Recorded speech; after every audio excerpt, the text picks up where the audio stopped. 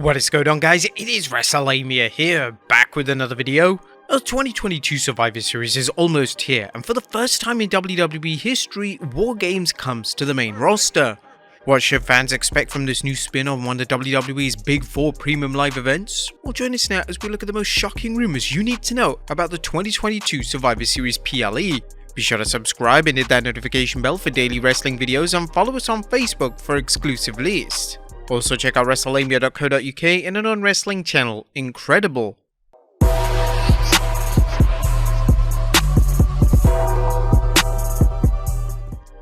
Number 1. Who is the fifth woman? Now, we've previously discussed the top candidates for the fifth woman on Bianca Belair's team in the Wargames match, but it's worth repeating here since fans still don't know who or when it will be revealed. The top candidates are Candice LeRae, Beth Phoenix, and Charlotte Flair.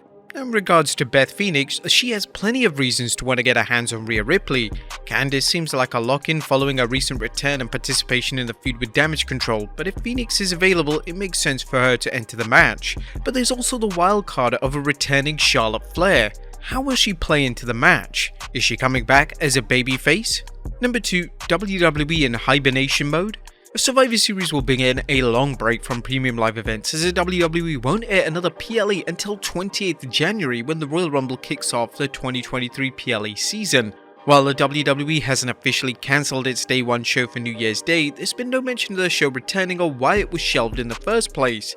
The WWE has never had an off-season and fans shouldn't expect one to start. However, how much effort is the WWE going to put in its programs in December and early January? Traditionally, this time has always been slow, but there are two differences from the past. The first is that Vince McMahon is no longer booking the WWE, and the second is that this is the first time since the WWE transitioned from quarterly to monthly pay-per-views that it's gone 2 months from Survivor Series to the Royal Rumble without a main roster PLE. PLEs have taken a different form under Vince McMahon, with the shows often serving as special events inserted between Big 4 shows, much like the WWF did in the 90s with its In Your House events.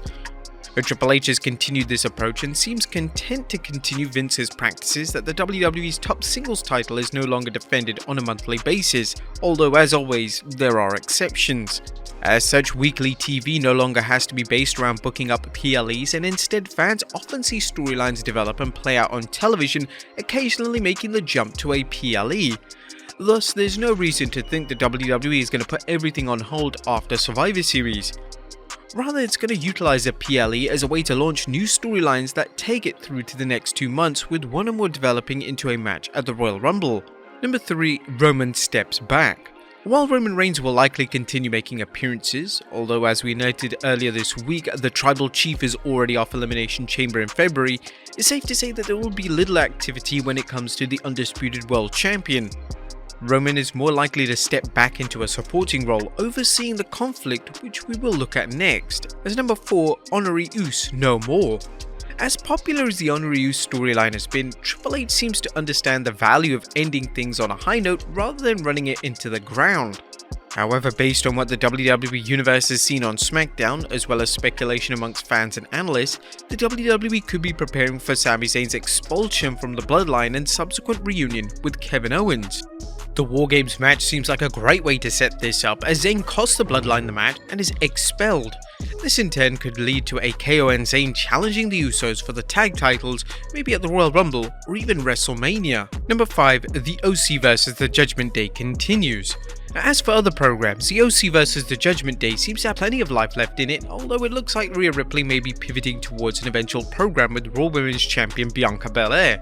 However, if the rumors of the fifth prove true, Ripley may be busy with at least one match against Beth Phoenix and possibly a mixed tag match involving herself and the Judgment Day members against the Glamazon and Edge. As for the feud in general, fans are still waiting for Edge's return, and when he returns, it wouldn't be a surprise to see the Judgment Day bring in another member to balance things out. Could Survivor Series see Edge's return, or will the WWE wait until 2023? Number 6. What's next for Damage-CTRL? Will Wargames end the feud between Bianca Belair's babyface band and Damage-CTRL? Well, they've exhausted Bianca vs Bayley for the Raw Women's Championship, at least as far as we're concerned, but there are plenty of other women who could cross paths with the group, especially over the Women's Tag Team Championship. Number 7. Raquel vs Ronda. A Survivor Series could lead to a build-up for Ronda Rousey versus Raquel Rodriguez, a match that could help take Rodriguez to the next level.